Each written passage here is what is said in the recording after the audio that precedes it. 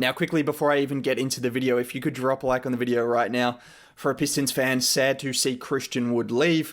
For a Pistons fan, sad to see one of their only promising players in multiple years leaving, and Luke Kennard. There's been some sad moments. I don't think the Pistons are doing everything bad, but we'll get into that. But if you could drop a like for that, that would be appreciated. Also, subscribing to the channel.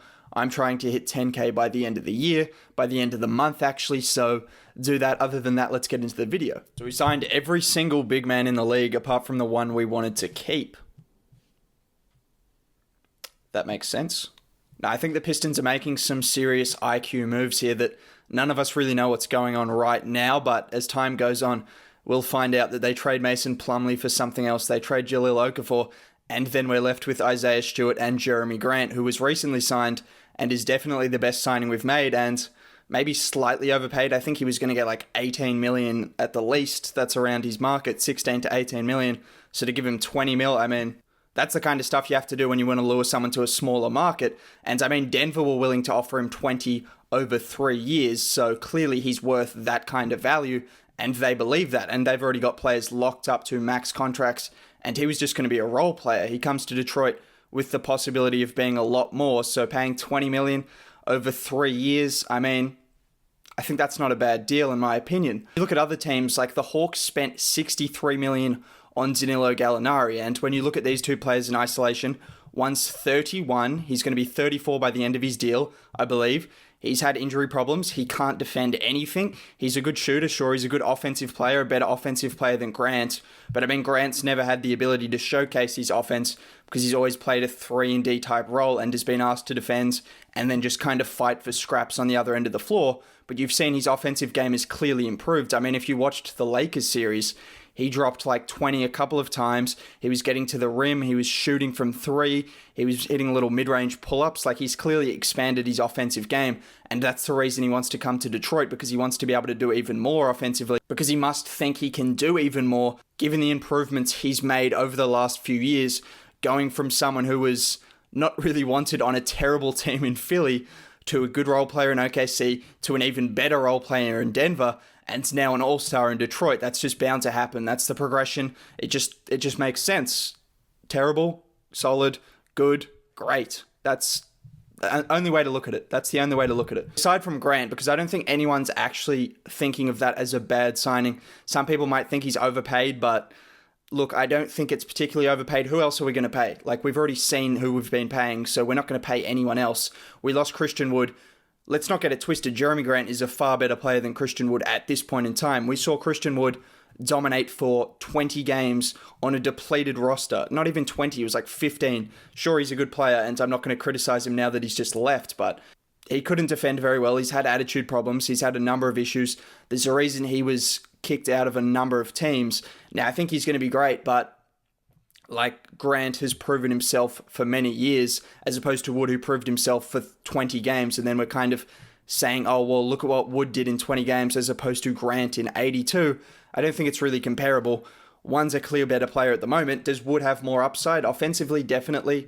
Defensively, he's still got a long way to go. Grant is already a very solid defender with solid offense as well. So, look, they're around the same age. I think Grant's worth more money, and I think if you weren't able to sign Christian Wood, which hasn't been the case, and we've traded him, so hopefully we get something in a sign and trade, then it's a very fine replacement. It's a good replacement in my opinion, and I really like that move. In terms of the centers, Dwayne Dedmon, Tony Bradley, Isaiah Stewart, Jahlil Okafor, Mason Plumlee. Yeah, that's 5 centers. And Justin Patton, if they've kept him, or I think they might have got rid of him by now. That's 6 centers that have been signed in the space of a few months. Well, like 4 in the space of 2 days. Do I know what they're doing with the centers? No. Dwayne Dedmon's gone. Tony Bradley's probably going to go, I imagine. Jahlil Okafor, Mason Plumlee, and Isaiah Stewart. Those are the weird ones because they've all signed multiple year deals. One of them was the 16th overall pick.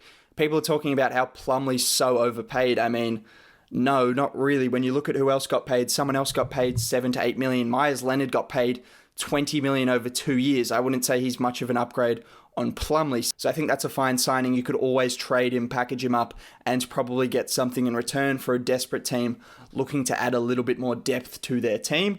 So that's always a possibility. Then you look at Jahlil Okafor. I don't really know what they're doing with him or Tony Bradley. I'm sure there's something at play. I don't think the Pistons are going to go into the season with 4 different centers that are all looking to get minutes. I just don't think that's going to be the case. So something will happen in that regards. Outside of all the centers, they also made a great signing with Josh Jackson, who I think a lot of Detroit fans wanted because he's got upside. He showed it in Memphis, and now he's got a chance on a rebuilding team to go all or nothing, really. There's nothing to lose. If he's terrible, you send him to the G League, you just ship him off next year.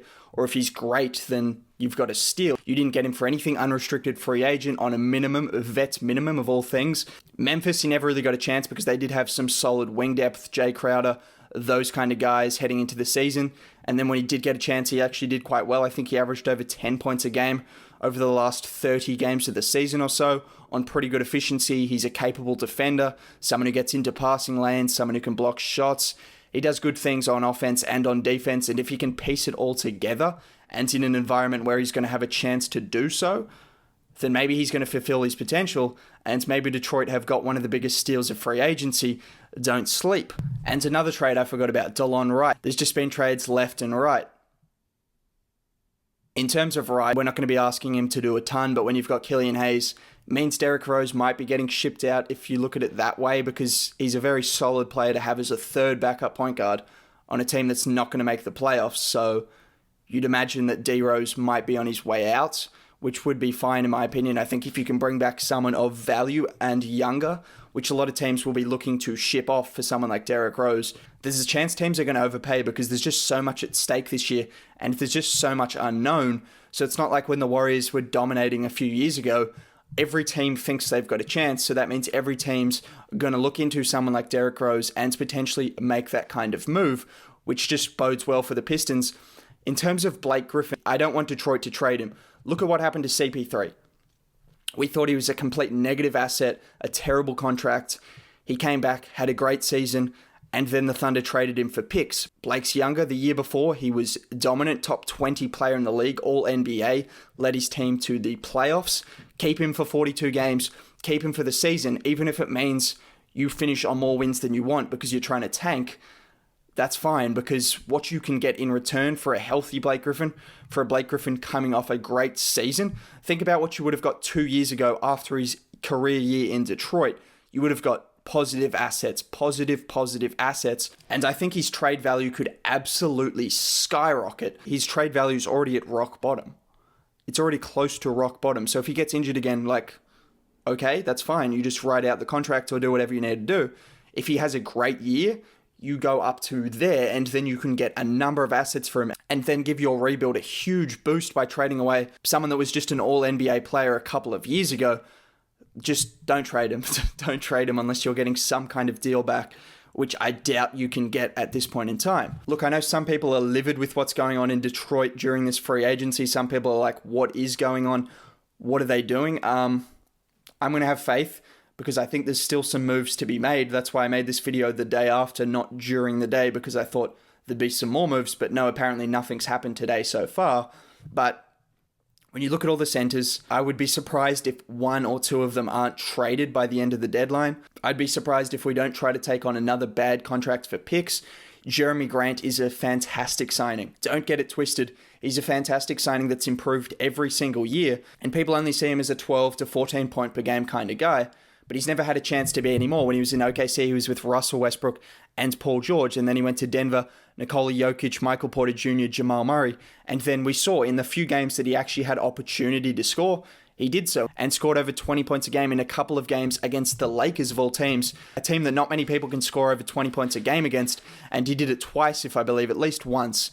So to come into Detroit, come into a situation where he's going to have the ball a lot, and he's going to be able to work on his offensive game and his already existent great defensive game, then we're looking at someone with upside that could reach that 20 million threshold and maybe even more. I'd rather take a chance on him than, say, Charlotte taking a 120 million chance on a 30-year-old Gordon Hayward. Sorry, Charlotte fans, that's a terrible move.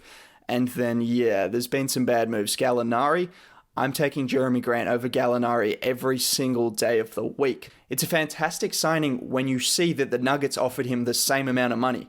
Like, just say no more. If a team like Denver, who have made so many right moves over so many years, if a team like Denver that don't even need him as a star piece, in Detroit he's going to have so much more opportunity, which means his value is going to be even higher as what he can do.